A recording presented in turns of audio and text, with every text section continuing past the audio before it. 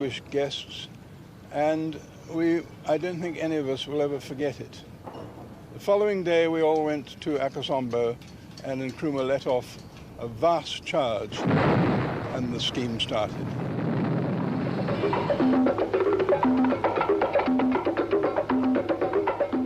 Yes, I suppose you can say Kaiser used Nkrumah, but if that makes Nkrumah passive, that would be inaccurate, because Nkrumah also used Kaiser.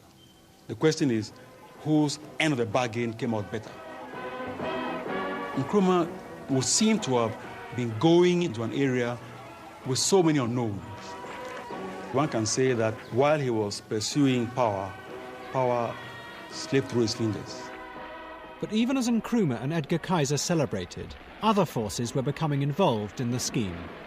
The dam was now a hostage in the vicious confrontations of the Cold War.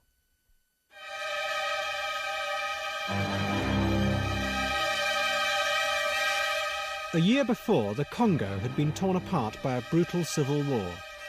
America and the Soviet Union backed opposite sides. The policy of the new Kennedy administration was to fight the spread of communism in Africa. In 1960, Brezhnev, the president of the Soviet Union, had visited Ghana. It frightened America's leaders. They were determined that Nkrumah, despite his brand of African socialism, would be their man. Nkrumah was everything. He was everything, politically, economically, psychologically, culturally, and so on. He just absolutely dominated the scene. Nkrumah, though, wanted to keep Ghana and Africa out of the Cold War. President and distinct delegates, it's quite clear that a desperate attempt is being made to create confusion in the Congo, extend the Cold War to Africa, and involve Africa in the suicidal quarrels of foreign powers. The United Nations must not allow this to happen. But there was the dam. The American government realized that it was a powerful weapon with which to ensnare Nkrumah. Like the World Bank, the Kennedy administration had agreed to lend millions of dollars to the scheme. In an internal memorandum, the Secretary of State, Dean Rusk, made it quite clear what this money was for. By maintaining this leverage on Nkrumah, he wrote, the US will be in a better position to influence his policies. In public, though, it was called foreign aid. The problem was that we foresaw that the progress that the Soviets were making in extending their communist ideology, particularly in Africa and to some extent in South America, certainly in the Middle East, and that therefore we had to counter that some way. And we countered it with foreign aid as a defense against the spread of communism. Bit by bit, Nkrumah's utopian vision was slipping away. The Volta scheme had become something very different from what he had originally intended. At every stage, the project had been shaped not by his idealism, but by powerful political and economic pressures. But Nkrumah still believed it was worthwhile, because once the dam was built, it could not be taken away. In time, it would become the engine of his country's future. Everyone was hopeful. Those absolutely were optimistic times for hope. Ghana was singular in the sense that it had everything. It had educated people. It had considerable infrastructure, 3 universities, schools, lawyers, doctors. It had everything going for it. The construction of the dam was to take 4 years. Throughout Ghana, factories and roads began to be built, the foundations of the industrial revolution that would be powered by the dam. But with these trappings of the modern world came other forces that took Ghana's fragile economy even further from Nkrumah's control. Corruption is not a problem peculiar to any country. I personally feel that the only way in which you can stop corruption in a country is to build up a strong public opinion against it. Elements entered into the equation that had not been adequately foreseen, and perhaps the greatest of them was corruption. Corruption of government and of government people, and corruption, I call it corruption, on the part of foreign suppliers who tried to sell Ghana, in fact did sell Ghana, on investment in substantial industrial enterprises which were not properly designed for the country and did not, in fact, achieve success. In the early 60s, Ghana became a mecca for European industrialists eager to win large contracts from Nkrumah's government. They began to discover that the easiest way was to offer officials from Nkrumah's party a bribe. This soon became the accepted way of doing business in Accra. What resulted was a rush to sell Ghana anything, no matter how inappropriate for an emerging African nation. Vast sums of Ghana's precious foreign currency were spent on these projects. Then, in 1964, Nkrumah's industrial experiment received another body blow. The world price of cocoa, which had been falling for 4 years, finally crashed. It was Ghana's main source of foreign exchange. The millions of pounds needed to pay for the new factories began to dry up.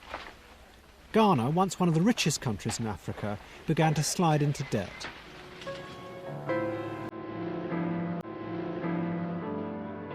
Show me the river, take me across, and wash all my troubles away. Nkrumah was an increasingly isolated figure on the world stage. What had once been seen as visionary ideas were now perceived as dangerous megalomania. And his country was sinking ever deeper into debt. By 1965, it had become very desperate. And I remember we decided to write a memorandum to Nkrumah to tell him the true state of affairs of the economy. I had written that the reserves were only £500,000. He looked at me and said, you didn't check the typing. You left a few zeros. So I said, no, sir, there are no zeros left. This is 500,000. That's all we have in the banks overseas. And he sat back. Then what he did was that he went round the table. He went to everyone who was seated there, the meeting, and asked them, Frimpong says we have 500,000. Is he right? Do you agree with him? And everybody said yes. That was the first time the whole cabinet acknowledged to the president that Ghana was bankrupt. The river, take me across, and wash all my troubles away. Like the lucky old sun, give me nothing to do. Roll around heaven all day. Our objective is African Union now. There is no time to waste. We must unite or we perish.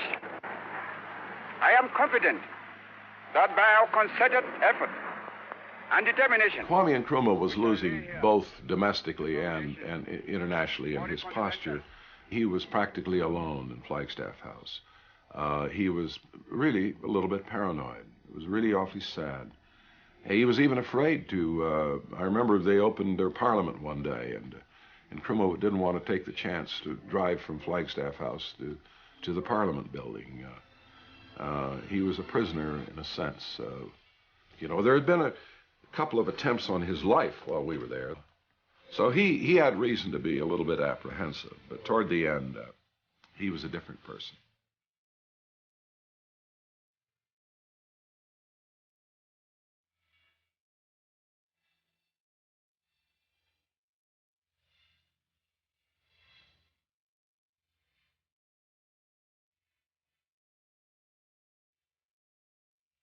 On the 22nd of January 1966, the dam was finally finished.